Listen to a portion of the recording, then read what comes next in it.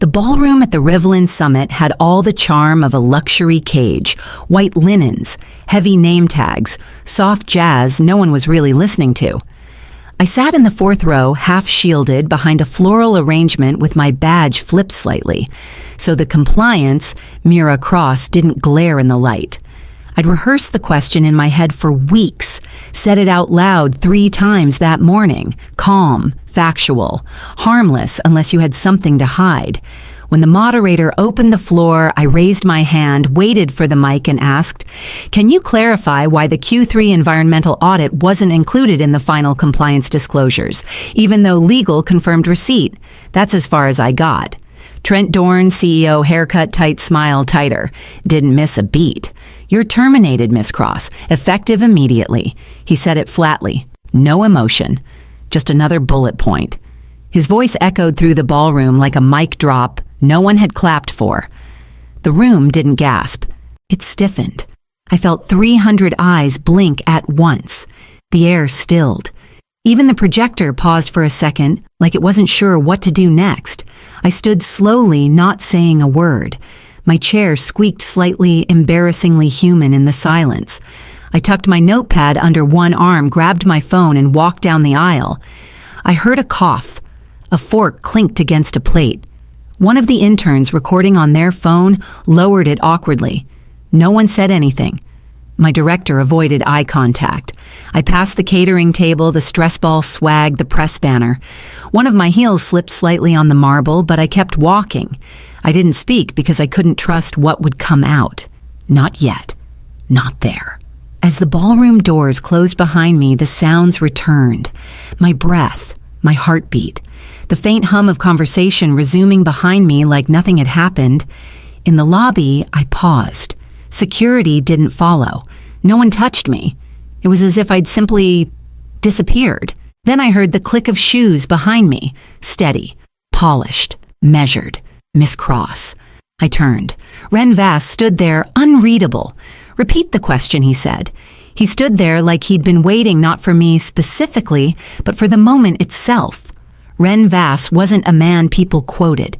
He was a name that floated at the bottom of investor memos attached to enormous silent decisions. He rarely attended meetings in person. He never asked questions. And yet, there he was in the lobby of the Marriott, his gray suit, sharp tie absent, watching me like I had just stepped off a ledge. He didn't smile. He didn't ask if I was okay. "Repeat the question," he said. I blinked. My mouth felt like sandpaper. Why wasn't the Q3 environmental audit included in the compliance disclosures, even though legal confirmed receiving it? My voice cracked near the end. I hated that. He nodded once, not approving, not encouraging, just acknowledgement. Then without a word, he turned and walked back toward the ballroom. I stood there, unsure if I'd just been seen or flagged. Outside, the air bit harder than I expected. The October fog clung to my blazer. I kept walking past taxis and valets who didn't meet my eyes down the block toward where I'd parked. The crowd was still inside, but my absence would ripple soon. Maybe someone would whisper my name. Maybe they'd pretend not to know it. My phone buzzed once in my coat pocket. Then again. Then again. I didn't look. When I reached the car, I sat behind the wheel, hands trembling, not from fear, but clarity. The kind that only comes after freefall. They had made a spectacle of my silence. They wanted me erased, but I wasn't gone. Not yet. My phone buzzed again this time with a notification that my company account had been deactivated. I stared at the spinning wheel on the login screen, the soft digital death rattle of a wiped record. I wasn't just fired. I was being erased. I turned the ignition but didn't drive. I needed stillness. I needed to remember. I needed something. Then it came to me, the dusty black drive at the back of my closet, the one I never threw away. I didn't change out of the blazer. I just sat there on the edge of my bed, as if still waiting for someone to tell me what just happened. My inbox was gone. Slack wouldn't load. Internal platforms greeted me with gray error screens and spinning wheels, like some polite digital shrug. I opened my closet, not really thinking, just moving. My hand found the box without looking. It was still there under old training binders and a Rivolan fleece I never wore. The drive was black square and heavier than I remembered. Western Digital. My name scrawled in Sharpie on a faded label Compliance Projects 2021. It clicked into the laptop with a reluctant beep. 15 folders, dozens of subfolders, obscure naming conventions. I scrolled past years of audits, legal notes, raw spreadsheets I used to color code for sanity. Then I saw it, vendor, Huasi, sust Q3, FWD, internal.pdf override notes, draft, Sinsky, AOG 22, legal review, temp flagged attachments. Zip, my chest didn't tighten. My hands didn't shake. What I felt wasn't adrenaline, it was validation. I hadn't imagined the report, I hadn't misfiled it. There it was, date stamped. Time logged. And deep in the email archives, a short message from a junior analyst. Are we supposed to delete this? And the reply, just stall. Let it expire. Followed by an emoji. Upside down smile. I copied everything to a fresh folder on my desktop and titled it without ceremony, Crossfire. Then I plugged in my backup phone and started creating duplicates on a flash drive, on a secure cloud, on a second drive I hadn't used since grad school. It was compulsive maybe, but this time I wasn't going to rely on systems that others could reach. Somewhere beneath the facts and flagged rows and hidden macros, I felt a strange sense of calm settle over me. Not the peace that comes from resolution, but the stillness that comes just before weather turns. I stared at the screen at the evidence glowing softly under the dull light of my bedroom lamp. Then I opened a new email window, blank, waiting. The cursor blinked in the empty body of the email patient, and unbothered. I hovered fingers above the keys, unsure if what I was about to do was brave or foolish. Maybe both. I didn't write a greeting. I didn't explain who I was or why the files mattered. They'd know. If they looked close enough, they'd see the metadata. The original submission timestamps, the override notations, the quiet emoji that smirked at the law, 3 recipients, all investors, not the loud ones on stage or the ones quoted in press releases. These were the ones who didn't speak, who only showed up when something threatened the margins. I remembered them because of a night in Chicago 2 years ago. A junior attorney from Legal Tipsy on overpriced wine had pulled me aside and said, "They're the ones who actually move the room. Not Dorn, not PR. Them." Then just to show off, he'd pulled up an old email list. I never deleted the screenshot. I attached the files, 8 in total. Reports, threads, one labeled simply, "Archived before review." No subject line, no signature. Just one sentence in the body. "You may want to verify Q3 compliance." I read it once, then again. It wasn't angry. It wasn't desperate. It was just factual. I clicked send. The email disappeared with the soft whoosh of finality. No alarms, no undo. I sat back, letting my shoulders fall. I wasn't hoping for a reply. This wasn't a cry for help or a whistle into the void. It was a transfer of weight. Let them hold it for a moment. I closed the laptop and sat in the quiet. The house didn't feel like mine yet. It felt like a holding pattern, a place between collapse and clarity. Outside, traffic moved like nothing had changed, but something had. I picked up my phone to check the time and saw the light change a new notification not from email. Proton mail, unknown sender, no subject, just a preview line. I saw it too. The message was plain, no greeting, no signature, just 5 words. I saw it too. You're not alone. I stared at the screen longer than I needed to. The email address was scrambled. Proton mail untraceable, anonymous quiet. Attached was a single image, a screenshot of a file directory. In the corner, highlighted in red, was my report flagged as non-priority, then marked archived 2 days after I uploaded it. No reviewer notes, no board stamp, just gone. Another message arrived an hour later, a different sender. This one attached a PDF and NDA partially redacted. Below it, a note. They paid me to leave, not to forget. I didn't know who it was, but I knew they had seen what I saw. The same missing lines, the same silences, the same corporate sleight of hand that turns facts into smoke. More came slow at first, like the beginning of rain. A former finance associate sent a Slack exchange from 9 months ago where the term carbon offset smoothing was joked about with a clown emoji. A project manager forwarded a legal disclaimer that never made it to the final vendor proposal. None of them asked for credit. None of them wanted exposure. They just wanted it out. By midnight, I had enough to bury the smears HR would eventually try, enough to prove I hadn't imagined the patterns. I wasn't the problem. I had just refused to pretend. I renamed the folder. Crossfire felt too personal, too reactive. This wasn't about my survival anymore. Sunlight, that's what I called it. Because some things aren't meant to stay in the dark, and some names carry their own kind of clarity. I started organizing labeling files, logging timestamps, cross-referencing internal chains with what I'd received. It was quiet work, methodical, familiar, the kind of rhythm that kept me steady. Then came another ping. This time, it wasn't an attachment, just a name I hadn't seen since the last compliance summit, a name I never expected to surface.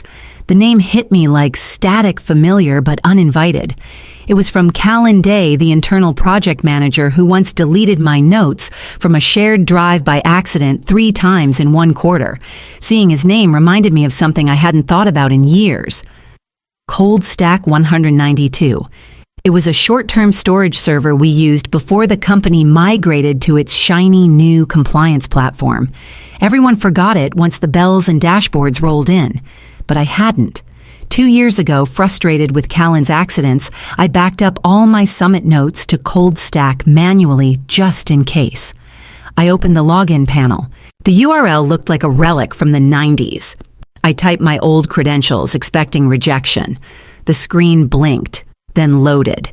The interface was ugly, clunky, and perfect. No automated purges, no access tracking, just files untouched, ignored waiting. I scrolled until I saw the folder names I recognized. Compliance backlog, draft internal only, legacy summaries, inside multiple versions of the Q3 audit. The first version had my notes, comments, even my employee ID on the metadata. The second was cleaner, my name missing language, softened risk terms changed to potential discrepancies. The third, just a blank placeholder marked reviewed, unable to reconcile due to sync error. They didn't delete me, they rewrote me. I downloaded all 3, zipped them, and titled the archive Draft Gene Clean Gene V1. Then I sat there, the cursor hovering over the file, feeling a kind of heat that wasn't anger. It was exposure, like standing too close to something that had caught fire. They'd built a firewall out of plausible deniability, technical noise, and faint misdirection, but they'd left the match in the drawer. And now I had it. I minimized the window and opened the list of investors again, not the loud ones, the quiet ones, the ones who read every footnote. That's when I saw the date at the top of the file tree. Last login 27 months ago. No one else had touched it. Not even him. Not even Dorn. The email had no sender name, just a subject line. Wear something comfy. You'll want to watch this. Attached was a link. Encrypted. No context. My stomach flipped, but I clicked anyway. The screen blinked to life with a grainy feed. A static camera pointed at a U-shaped table in a beige room. No logos, no press, just leather chairs, tablets, and silence that felt weaponized. It took me a second to recognize him, Victor Maris, dead center. No tie, no preamble, just a printed sheet in his hand, the same one I had sent. He cleared his throat. Can anyone explain? He began slowly why the environmental compliance audit from Q3 2022, submitted by Mira Cross and confirmed received by legal, was never included in board review materials. No one moved. One board member shifted in their seat. Another adjusted their glasses and stared at a screen that wasn't on. Dorn sat stiff, blinking too often. No notes in front of him, just posture. Victor waited. Not impatient, just steady. Then a voice came from the right, low, firm. I moved to suspend the CEO pending further review. The air in the room didn't change, but everything else did. I second someone else said. There was no debate, no objections, just quiet hands raised one by one like dominoes tipping inward. I didn't count all of them, but I didn't have to. The majority was clear. Dorn said nothing. His expression stayed frozen. One part disbelief, one part calculation. No camera crew, no PR buffer. Just silence. Victor didn't smile. He just sat back in his chair and tapped once on the printed question like a judge dismissing a case. I watched from my laptop, back pressed to the wall, the whole world suddenly off balance. It wasn't vindication I felt, not relief either. Just a heavy shift, like a room full of air being replaced by something sharper. The feed cut out seconds later, no warning. Just a blank screen. A tab closed. I leaned back, exhaling without knowing I'd been holding it. Then my phone buzzed. One line from HR, a new memo. The memo didn't come in a letterhead envelope or formal certified mail. It came as a leak, quiet, fast shared through 3 mutual contacts before it landed in my inbox from a burner account titled Friendly Eyes. It was written like concern, like gentle HR-scented worry. Ms. Cross exhibited increasing volatility and emotional irregularities in the weeks leading up to her departure. May have misinterpreted internal processes due to personal stressors. There was no name signed, just Office of the CEO. I didn't flinch. I didn't curse. I opened a blank document and titled it Smear Counter Final. I started with the easy things, meeting logs, calendar invites. Every day I was present, every comment I made, every version of the Q3 report with my ID embedded in the metadata. Then I moved to Slack transcripts, conversations they hadn't scrubbed. One showed me flagging the missing audit to my manager, who replied, "Thanks, let's park that for now." Another showed me checking in on legal feedback, time-stamped, polite, factual. The tone was consistent, measured, boring even, the kind of boring that doesn't match a woman spiraling. I pulled up HR's own wellness review from 6 months prior. Professional, consistent, process-driven. Signed by the very same person now feeding the instability line. I built a timeline, added annotations, labeled sections with names, files, and footnotes, cross-referenced dates with screenshots, cloud backups, even a photo of the whiteboard from the compliance war room. Then I scrolled to the end and typed the closing line without pausing. If you call me unstable, make sure I don't have the audit trail. I exported it as PDF. Sent it to 3 reporters, 2 attorneys, and a tech blog that loved stories about corporate meltdown dressed as concern. No hashtags, no fury, just receipts. I leaned back and waited, not for approval, not for defense, but for momentum. Truth doesn't need to shout when it has timestamps. My phone buzzed. This time it wasn't an anonymous leak. It was a name I hadn't seen in over a year, one that hadn't belonged to any scandal, just to a file. The name in my inbox was Barrett, Eli Barrett, a quiet logistics manager who once sat across from me during vendor audits, the kind who ate lunch alone and always brought his own thermos of tea. I hadn't spoken to him in a year. He'd vanished during the last wave of strategic downsizing. His message was short. They used my name on the vendor shell. I didn't sign, but my initials are on the paperwork. I saved the originals. Sending now. Attached was a spreadsheet, another folder, a scan of a signed transfer order with routing instructions to a holding account in St. Kitts, the signatories, the CFO, and one more, a stamped signature I'd seen on 1,000 innocuous memos. Dorn. I didn't hesitate. I created a new folder, labeled it Crossfire Final. Loaded everything offshore transfers disguised as carbon credits, fake vendor reimbursements tied to non-existent ecological retreats, and memo threads using euphemisms like carbon flexibility optimization. I added the screenshots from ColdStack, the Slack exchange, the fake audit summary that replaced mine. Then the kicker and invoice billed to EcoAdvanta Global, an entity with no physical address, but 5 wire receipts over $900,000. I zipped the folder and uploaded it to a transparency watchdog forum under the username Barrett Was Here. No message, no explanation, just the truth, packed and time-stamped. Then I closed the laptop, poured myself tea, and waited. By the 6-hour mark, it had already begun. The board voted to suspend Dorn and the CFO effective immediately. No public statement, just a quiet reshuffling noted in a market watch alert. But buried inside that same bulletin was a new motion passed unanimously, the creation of an independent ethics committee to oversee all future compliance reviews and financial disclosures. My name wasn't listed, not yet, but I saw the echo. I saw it in the structure of the motion, in the wording of the roles, and the quiet replacement of gatekeepers who once ignored the door. I set the mug down and looked toward the window. Then my phone lit up with a name I'd never thought I'd see calling me directly Victor Maurice. The knock was soft, but I felt it before I heard it, like the next beat in a song I didn't ask to play. The courier didn't wait for conversation.